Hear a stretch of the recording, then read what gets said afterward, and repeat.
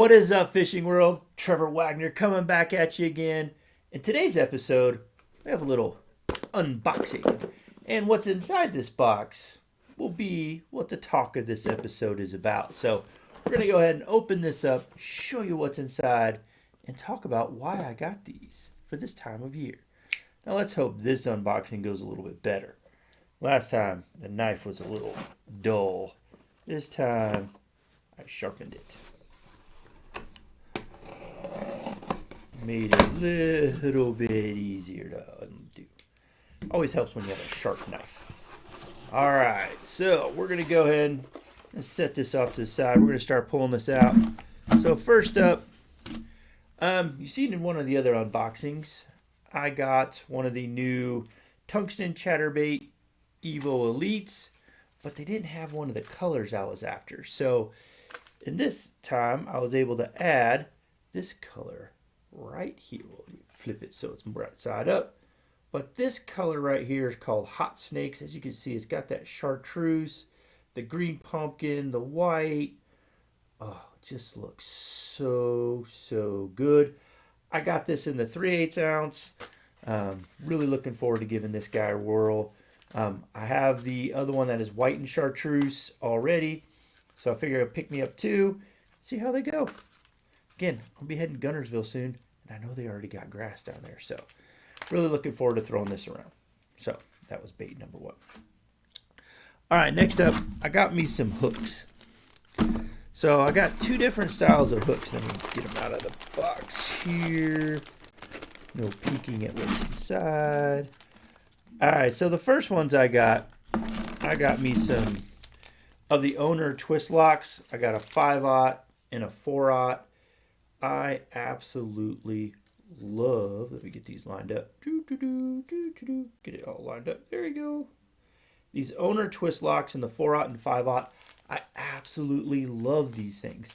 Mainly because they got the screw lock on there. So when you're putting a bait on, you could screw it on to the screw lock right here, and it just holds your bait really well. Really love these hooks. So I got a 4/0 and a 5/0. They're going to pair nicely. What's going to come up soon. All right, next, I don't know if many of you guys have seen this. Some of you guys probably have. And I just want to give these a shot. I've played around with them a little bit, but I picked me up some of these VMC ringed HD wide gap hooks. And again, I got them in the 4/0 and the 5/0 size. And the neat thing about these is you have the hook, but it's got an O-ring attached to it right there. So it kind of gives that bait a little bit more of a freedom of movement as you're moving it through the water. So I want to give these a shot. Again, I'm going to try these on something I'm going to show you here in a minute to see how that works. Maybe gives a little bit more action, a little bit more enticing to the bass that we're hunting. So really excited to throw these.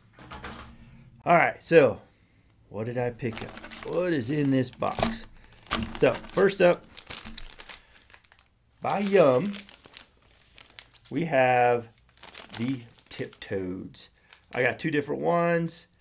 This one is the color is Snot Rocket. As you can see, it's kind of got that really white, light green belly, dark green top. Again, top doesn't really matter when you're throwing a topwater. So it's got that white little underbelly. Really want to give that a shot. And the other one is just straight black tip toad. Again, two different silhouettes based off of two different water clarities. What is the sun doing that day? What are the bass after? But I'm going to give these tip toads a go with some of those hooks that I got. So, Yum tip toads. Then, I also picked up from Gambler. I got their version, and this is the cane toads. I got the cane toad in white. And I got the cane toad in green pumpkin, and it's got a red pearl swirl. So again, two different silhouette profiles of toads to go with it.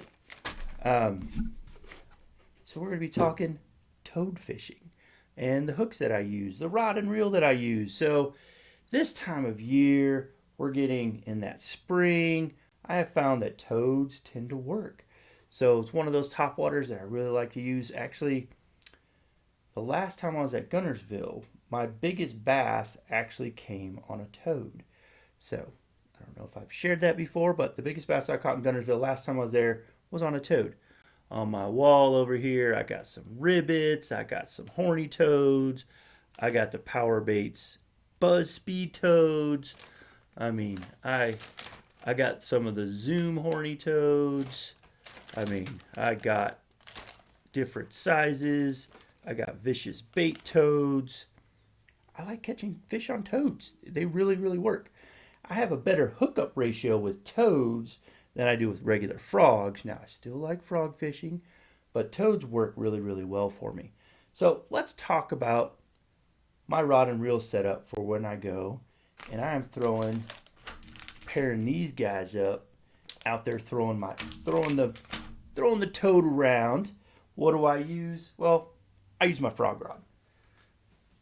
So my frog rod setup that I like to use, I picked this up. When did I pick this up? I think it was soon after they came out with the Maverick series. I was really looking at getting a frog rod. And again, frog rods, you're not looking for sensitivity. You're not looking for that to happen. So I kind of went with the lower end Dobbins. I went with the Maverick series, which is their budget line. So I went out and picked me up a 7'3". It's the 735C, rated for lures, 1/4 ounce to 1.5 ounce, mag heavy, fast action. And I can tell you last year this thing worked well. As you can see, I got me a little Swamp Lord still sitting on there that I'll be switching out here soon, or I might keep it on and switch it out to the toes later. And I have that paired with one of my favorite reels of all time, the Corrado 200. And the line I'm using, I know some people get really, really heavy with their braid. I actually only use 40-pound braid on my frogs and toads, and it works really well.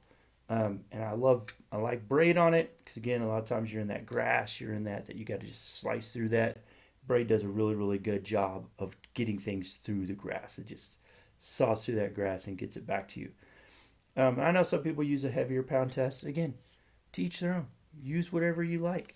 I like 40-pound tests on my Corrado 200, sitting on this Maverick series Dobbins rod. Fits really, really nice. Does really, really good job when I'm fishing. I've used this for a season, a little bit longer than one full year, and absolutely love this combo.